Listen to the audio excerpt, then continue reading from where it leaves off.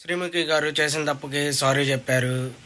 అయితే సంక్రాంతికి వస్తున్నాం అనే ఒక ప్రీ రిలీజ్ ఈవెంట్ అప్పుడు దిల్ రాజు గారిని పొగిడే క్రమంలో రామలక్ష్మణులు ఫిక్షనల్ అని చెప్పి శ్రీముఖి అనటం అది చాలామంది హిందువులకి కోపం తెప్పించింది. అలాగే తనను చాలామంది క్షమాపణ చెప్పకపోతే వదిలే ప్రసక్తే లేదని చెప్పగా శ్రీముఖి గారు క్షమాపణ అయితే చెప్పడం జరిగింది. అయితే నేను ఒక హిందువునే, నేను గుడికి వెళ్తాను, శ్రీరామచంద్ర ప్రభువుని నేను కూడా పూజిస్తూ ఉంటానని శ్రీముఖి గారు చెప్తూ, ఒకవేళ ఎవరి మనోభావాలన్నా దెబ్బతిని ఉంటే క్షమించండి, నేను అనకుండా ఉండాల్సింది అని చెప్పారు.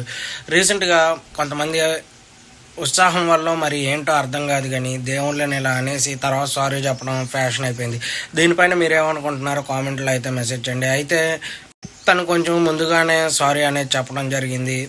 దాని తర్వాత సమస్య అంతా సర్దుమణిగింది. లేకపోతే ఇప్పుడు చాలామంది దీని మీద ఖండించేవాళ్ళు.